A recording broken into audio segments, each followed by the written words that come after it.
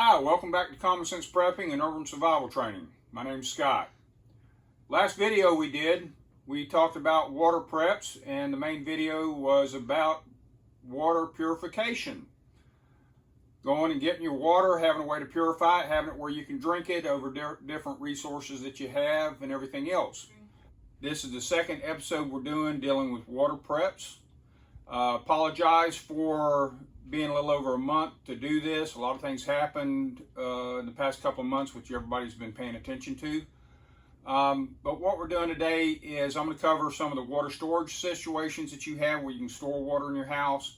And then we're going to go outside and I'm going to show you some ways to where you can actually get water from rain or dew or whatever else, to where if you don't have access of getting to a local pond or a lake or a reservoir to be able to find water, this will give you a resource to be able to get the water yourself.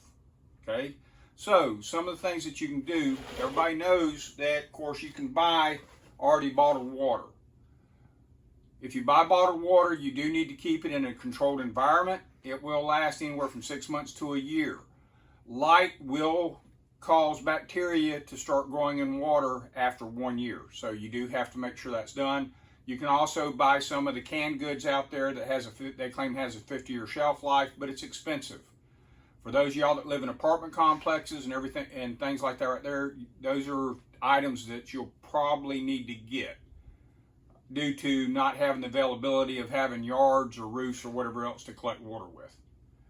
The other thing you have is you have 5-gallon containers.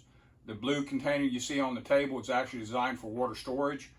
You can collect those. Those are ways that you can store water. Here in a couple of minutes, we're going to walk outside, and I'm actually going to show you different ideas on how you can actually get the water yourself.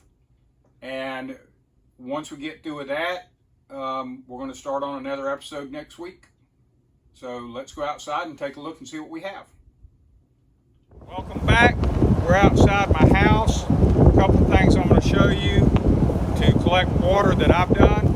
One of them is putting in what they call a rain barrel. The rain barrel is designed to collect water from your gutter system from water coming off your roof. These barrels can be purchased already made as a rain barrel. They're probably around $100, $125 a piece according to what I found locally.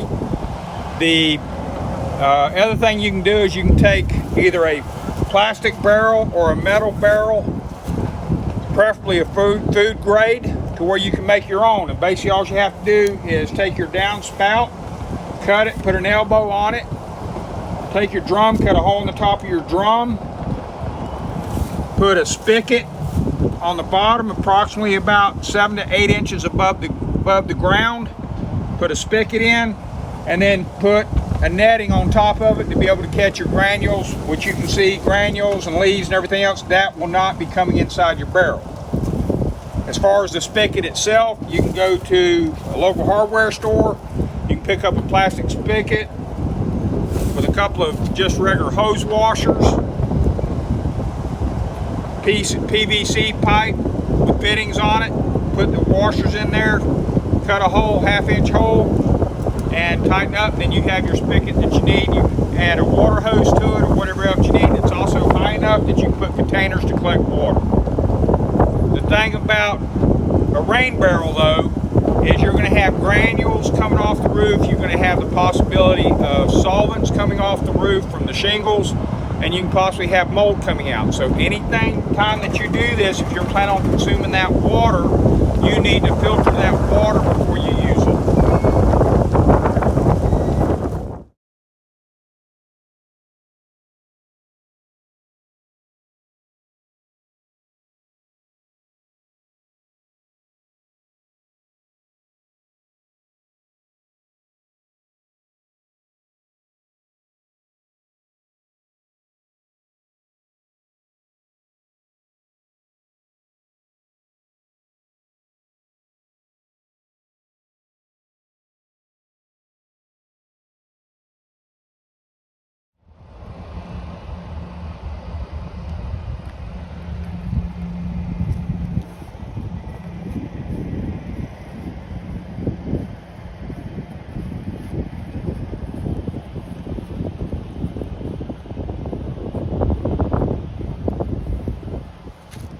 All right, the second thing I want to show you as far as collecting water, what I'm fixing to show you is designed for collecting rainwater or the morning dew.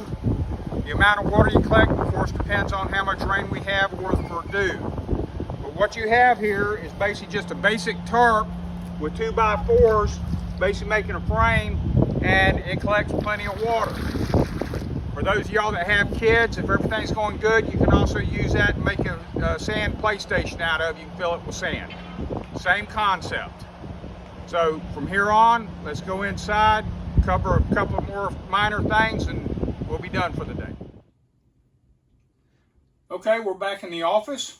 Hopefully I was able to show you some things today that you're going to be able to use hopefully down the road. Let's hope things don't ever get to the point where you have to use them, but at least now you have some of the knowledge to be able to use them. If you can, please hit the subscribe button to my channel. Also hit the like button if you like what I'm doing. It'll help out with other people looking at the video. And also don't forget, we do have an on-site class that we're doing school here in Central Florida. Please give us a call or email with the information below. And at this time, please y'all have a blessed day, and we'll see you again.